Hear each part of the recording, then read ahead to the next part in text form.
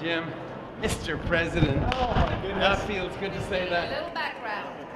2 months ago, the World Bank launched a global conversation asking people around the world what will it take. I'd also like to welcome the global audience that are watching us here, watching us on worldbank.org and also with one.org in English, French and Arabic, and the people on Twitter using the hashtag WBLive. Now,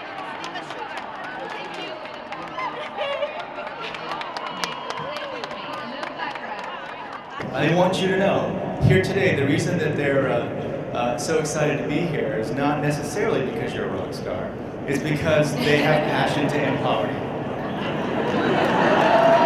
I definitely think that we can find a path toward ending poverty much sooner than it's now being predicted to end, which is 20 to 25 years. We have to do it sooner than that. I think we can't have this. Let me pick up on what you said. We can do better before 2015. What is the single biggest obstacle? What is it? I think if you want to know what will turbocharge Yes. The fight against extreme poverty, it is open data and transparency. And How are you going to push us? Let's put it that way. I think continuing to open the data, that the more you publish country, your country plans and the numbers behind them, I think accepting that the world is numerate and can understand this stuff, although there will have to be some capacity building in different regions so that people do understand what you're doing. I think that's going to be very important. And understanding, above all else, and I was saying this the other night, you know, this is the start of the 21st century. The pyramid, the sort of traditional model of power is being turned on its head. Base is is kind of in charge now.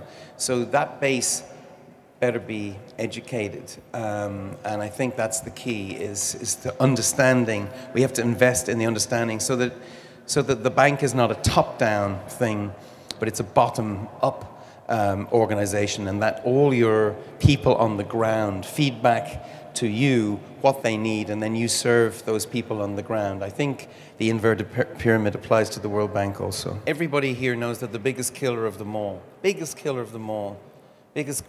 than AIDS, TB, malaria, probably the lot together, is corruption. And it's it's not just corruption south of the equator, it's corrupt ideas north of the equator, and sometimes actual corruption north of the equator. And on the issue of corruption, again, I think Bob said it best. Corruption is simply stealing from the poor.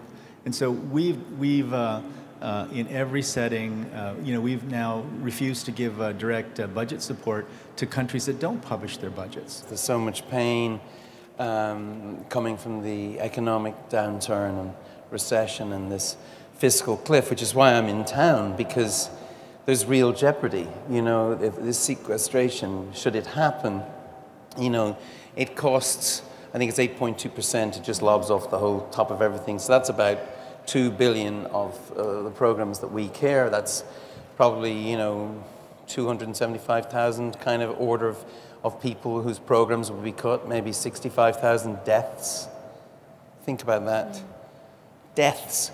And the three extremes is this unholy trio of extreme poverty, extreme ideology, and extreme climate. And they make a very difficult weave, very strong and very hard to break.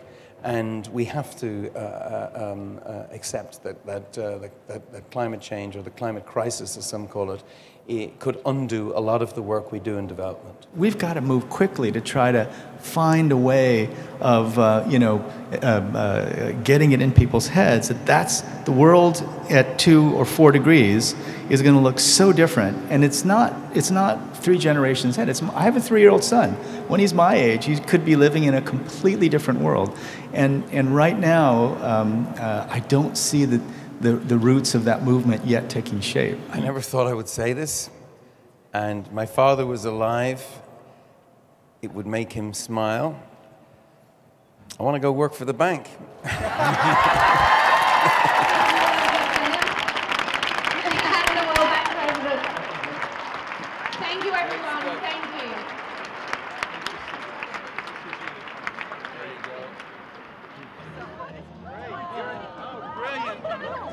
That's so cool. That's Thank you. Bye. You're open data. oh,